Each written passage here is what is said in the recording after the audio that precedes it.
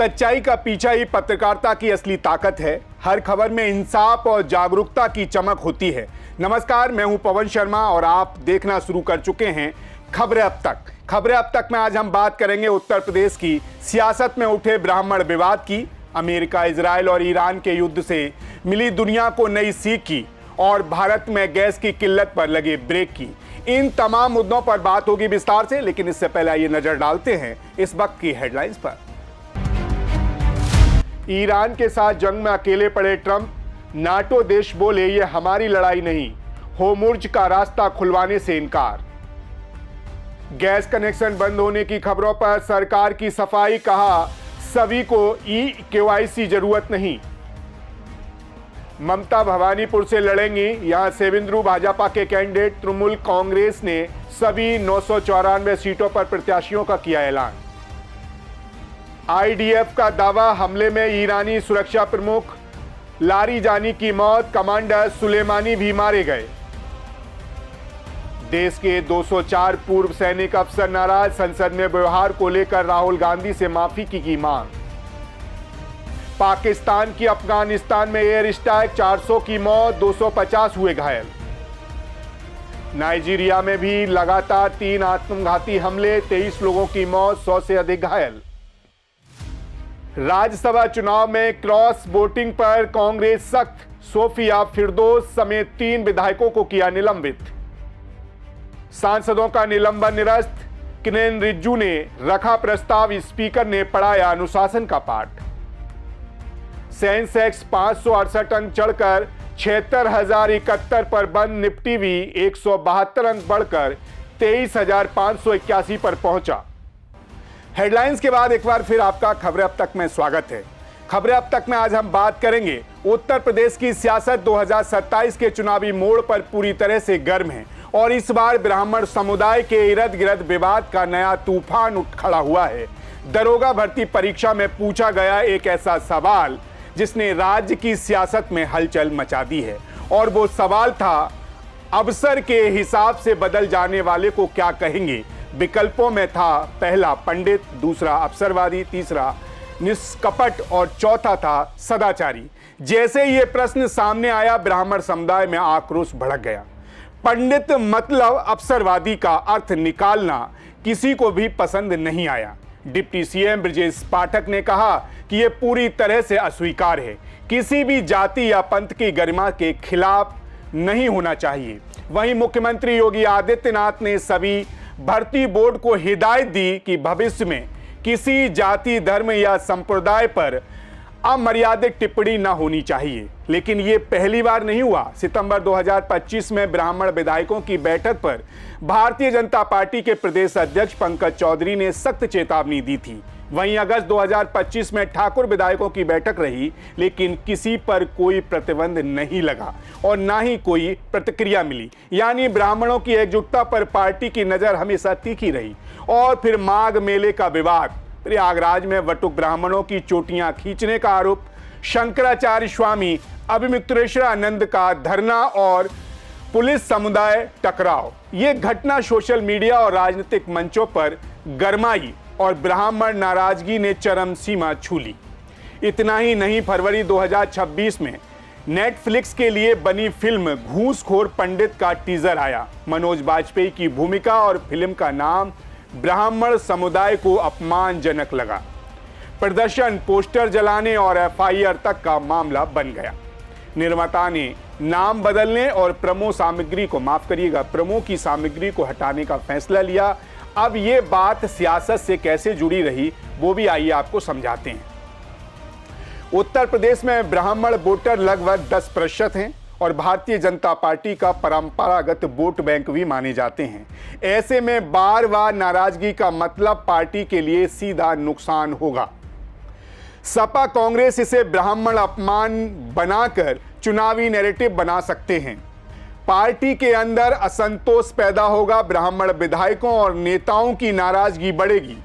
सरकार को विकास एजेंडे की बजाय विवाद संभालने में समय लगाना पड़ता है। नाराजगी से जातीय ध्रुवीकरण बढ़ सकता है, जिसका फायदा विपक्ष उठा सकता है। अगर ब्राह्मण वोट बिखरता है तो कई सीटों पर जीत का अंतर बहुत कम हो सकता है। कुल मिलाकर उत्तर प्रदेश में ब्राह्मणों से जुड़े एक के बाद एक विवाद सियासी तापमान बढ़ा रहे हैं। भले ही सरकार सीधे तौर पर इन घटनाओं में शामिल ना हो, लेकिन चुनावी माहौल में हर विवाद का राजनीतिक असर पड़ता है।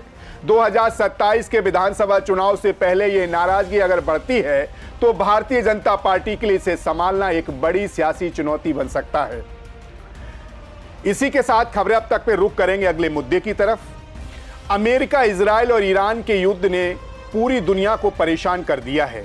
अगर युद्ध के सिर्फ कुछ घंटों में ही दुनिया को लगा था कि ईरान खत्म हो चुका है, अमेरिका और इजरायली हमलों ने उनके एयर डिफेंस सिस्टम को तहस-नहस कर दिया है। कई सैन्य ठिकाने तबाह हो गए और सबसे बड़ा झटका तब लगा जब ईरान के सुप्रीम लीडर खामनेई की हत्या की खबर सामने आई। इसके साथ कई शीर्ष सैन्य कमांडर भी मारे गए। ऐसे में लगभग तय माना जा रहा था कि ईरान की सरकार ज्यादा दिनों तक टिक नहीं पाएगी और अमेरिका जल्द ही वहां सत्ता परिवर्तन कर देगा। लेकिन युद्ध के 15 दिन बाद तस्वीर बिल्कुल उलट दिखाई दे रही है। लगातार हवाई हमले के बावजूद अमेरिका ना तो ईरान को पूरी तरह बेदम कर पाया और ना ही वहां राजनीतिक अस्थिरता पैदा कर पाया। उल्टा अब संकेत मिल रहे हैं कि ये जंग लंबी खिंच सकती है और ईरान धीरे धीरे रणनीतिक तरीके से मुकाबला कर रहा है। लेकिन सवाल यह है कि आखिर ऐसा क्या हुआ कि शुरुआत में बुरी तरह नुकसान झेलने के बावजूद ईरान ने हालात को पलट दिया? कौन सी रणनीतियां अपनाई जिनकी वजह से दुनिया की सबसे ताकतवर सैन्य शक्ति मानी जाने वाली अमेरिका को भी सावधानी से कदम बढ़ाने पड़ रहे हैं? दरअसल 28 फरवरी 2026 जैसे ही युद्ध की शुरुआत हुई, ईरान पर आसमान से आग बरसने लगी। अमेरिका और इजराइल के लड़ाकू विमान लगातार हमले कर रहे थे। कुछ ही घंटों में ईरान के कई सैन्य ठिकाने, एयर डिफेंस सिस्टम और रणनीतिक अड्डे मलबे में बदल गए। सबसे बड़ा झटका तब लगा जब उसी दिन ईरान के सुप्रीम लीडर खामनेई की हत्या की खबर सामने आ गई। इसके साथ ईरान के करीब 40 शीर्ष सैन्य कमांडर भी मारे गए। दुनिया को लगा अब ईरान की कमर टूट चुकी है, लेकिन 15 दिन बाद तस्वीर बिल्कुल अलग दिखाई दे रही है। अगर आज हालात ऐसे हैं कि लगातार हमलों के बावजूद अमेरिका ईरान में सत्ता परिवर्तन नहीं कर पाया, उल्टा अमेरिकी राष्ट्रपति ट्रंप अब हालात संभालने के लिए अपने नाटो सहयोगियों और चीन से मदद मांगते दिखाई पड़े, तो सवाल उठता है कि आखिर 15 दिनों में ईरान ने क्या किया कि सुपर पावर अमेरिका बैकफुट पर आ गया। तो चलिए ये भी आपको बता देते हैं। ईरान ने शुरुआत से ही समझ लिया था कि सीधी लड़ाई में टिकना नामुमकिन होगा या मुश्किल होगा। इसीलिए उसने मोजेक फार्मूला अपनाया। इसके तहत सेना की अलग अलग यूनिट्स को स्वतंत्र फैसले लेने की ताकत दे दी। परिणाम यह हुआ कि बड़े सैन्य ठिकाने तबाह होने के बावजूद भी ईरान की छोटी छोटी इकाइयां लगातार हमले करती रहीं। खासकर ड्रोन हमलों के जरिए ईरान ने खाड़ी के कई अमेरिकी सहयोगी देशों को निशाना बनाया। उसका मकसद साफ था, युद्ध को लंबा और महंगा बनाना। ईरान ने आर्थिक मोर्चे पर भी बड़ा दांव चला। उसने दुनिया की सबसे अहम तेल आपूर्ति लाइन को घेर लिया। जैसे ही अमेरिका के जहाज़ों को वहां से गुजरने के लिए प्रोत्साहित किया गया, ईरान ने एक मालवाहक जहाज को रडार पर ले लिया। इसके बाद पूरे रास्ते पर बारूद सुरंगें बिछा दी गईं और जहाज़ों की आवाजाही लगभग रुक गई। इतना ही नहीं, सिर्फ हथियार से ही नहीं, मीडिया से भी युद्ध लड़ा गया। ईरान ने अमेरिका चैनल को तेहरान में रिपोर्टिंग की अनुमति दी। वहां से प्रसारित रिपोर्टों में बताया गया कि अमेरिकी हमलों में एक स्कूल पर हमला हुआ जिसमें 160 से अधिक बच्चों की मौत हो गई। इन रिपोर्टों के बाद दुनिया भर में अमेरिका की आलोचना शुरू हो गई। युद्ध के सिर्फ कुछ ही घंटों में ही दुनिया को लगा था कि ईरान खत्म हो चुका है। अमेरिकी और इजरायली हमलों ने उसके एयर डिफेंस सिस्टम को तहस-नहस कर दिया है। कई सैन्य ठिकाने तबाह हो चुके हैं और सबसे बड़ा झटका तब लगा जब ईरान के supreme leader ayatollah Ali Khamenei की हत्या की खबर सामने आई। इसके साथ ही कई शीर्ष कमांडर भी मारे गए। यानी देखा जाए तो युद्ध सिर्फ कुछ घंटों में तय होने लगा था, वहीं अब लंबी, जटिल और बहुआयामी लड़ाई में बदल गया है।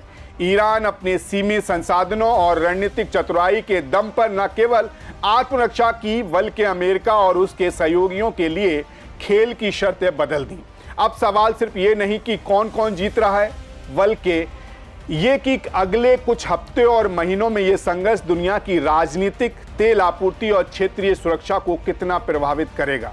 एक बात स्पष्ट है, ईरान ने शुरुआत में मिले झटकों के बावजूद दुनिया को दिखा दिया कि कोई भी सुपर पावर आसानी से किसी राष्ट्र को नहीं तोड़ सकता।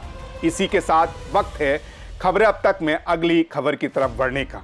भारत में गैस की कमी के बीच एक राहत भरी खबर आई है। युद्ध और तनाव से घिरी दुनिया से निकलकर भारतीय जहाज शिवालिक गुजरात के मुद्रा पोर्ट पर सुरक्षित पहुंच गया है। ये एक बड़ी उपलब्धि मानी जा रही है, क्योंकि तेल और गैस के रास्तों पर खतरा बढ़ने के बाद जहाज़ों की यात्रा मुश्किल हो गई है। कतर से 46,000 मीट्रिक टन एलपीजी भारत आ चुकी है। अब ये गैस देश के घर घर आपूर्ति के लिए इस्तेमाल की जाएगी। दरअसल शिवालिक एक बड़ा गैस वाहक जहाज है जिसे शिपिंग कॉरपोरेशन ऑफ इंडिया संचालित करता है। लेकिन अब आप सोच रहे होंगे कि आखिर 46,000 मीट्रिक टन एलपीजी से कितने सिलेंडर भरे जा सकते हैं। तो चलिए ये भी आपको आज बता देते हैं। जब भी किसी देश से एलपीजी आयात की जाती है तो उसे लिक्विड तरल रूप में लाया जाता है। इसका फायदा यह है कि बड़ी मात्रा में गैस आसानी से लाई जा सकती है। अब गणित की बात कर लेते हैं। 1 मीट्रिक टन यानी कि 1000 किलोग्राम, 46,000 मीट्रिक टन यानी कि 4 करोड़ 60 लाख किलोग्राम। एक घरेलू सिलेंडर में लगभग 14 किलो 200 ग्राम गैस होती है। इस हिसाब से कुल सिलेंडर होंगे 32,39,000 सिलेंडर, यानी कतर से आई ये खेप लगभग 32,79,000 एलपीजी सिलेंडर भरने के लिए पर्याप्त है। अब सरकार ने बंदरगाह अधिकारियों को निर्देश दिए हैं कि सबसे पहले घरेलू उपभोक्ताओं के लिए गैस उतारी जाए। इसके बाद अस्पताल, स्कूल और फिर वाणिज्य संस्थानों के लिए गैस का वितरण किया जाएगा। आंकड़े बताते हैं कि भारत दुनिया का तीसरा सबसे बड़ा एलपीजी उपभोक्ता है। वहीं घरेलू एलपीजी उपभोक्ताओं की संख्या भी दुगनी हो चुकी है। जैसे 2015-16 में 16.6 करोड़ उपभोक्ताओं की संख्या थी, जो अब 33 करोड़ हो चुकी है। वहीं देश में एलपीजी की खपत बढ़ रही है, लेकिन घरेलू उत्पादन उतनी तेजी से नहीं बढ़ा। आज भी भारत में केवल 40% गैस का उत्पादन देश में होता है और 60% गैस विदेशों से, खासकर कतर, यूएई और मिडिल ईस्ट से आती है। इसी वजह से कभी कभी एलपीजी संकट उत्पन्न हो जाता है। फिलहाल कतर से आई 46,000 मीट्रिक टन एलपीजी की खेप देश की ये बड़ी राहत लेकर आई है। अब लाखों घरों में रसोई गैस की कमी दूर हो जाएगी। आम लोगों की रसोई में आसानी से खाना पकाने की सुविधा वापस आएगी। भारत में एलपीजी की बढ़त खपत और सीमित घरेलू उत्पाद को देखते हुए यह खेप देश की ऊर्जा सुरक्षा, रोजमर्रा की जरूरतों को बनाए रखने में महत्वपूर्ण भूमिका निभाएगी। सरकार की प्राथमिकता है कि सबसे पहले घर, अस्पताल और स्कूलों तक गैस पहुंचे, ताकि लोगों को जीवन की मूलभूत सुविधाओं में कोई बाधा ना आए। कुल मिलाकर ये जहाज केवल गैस नहीं लाया, बल्कि देशवासियों के लिए भरोसा और राहत भी लेकर आया है। फिलहाल ये थी खबरें अब तक की आज की खास रिपोर्ट, लेकिन इसके अलावा एक बात आपसे जरूर करेंगे। पूर्वी दिल्ली के दहलूपुरा इलाके की एक दुखद घटना याद दिलाई कि सोशल मीडिया पर दिखावा करना हमेशा सुरक्षित नहीं होता। 28 वर्षीय पवन कुमार ने अपने वीडियो बनाने के दौरान गलत स्टंट करने के कारण अपनी जान गंवा बैठी। दरअसल पुलिस के मुताबिक पवन अपने चचेरे भाई की लाइसेंसी पिस्टल के साथ वीडियो बनाते समय स्टंट कर रहे थे। वीडियो बनाने के दौरान पिस्टल से गलती से गोली चली और पवन गंभीर रूप से घायल हो गए। उन्हें अस्पताल ले जाया गया, लेकिन डॉक्टरों ने उन्हें मृत घोषित कर दिया। ये सिर्फ एक खबर नहीं, ये सावधानी की सीख है।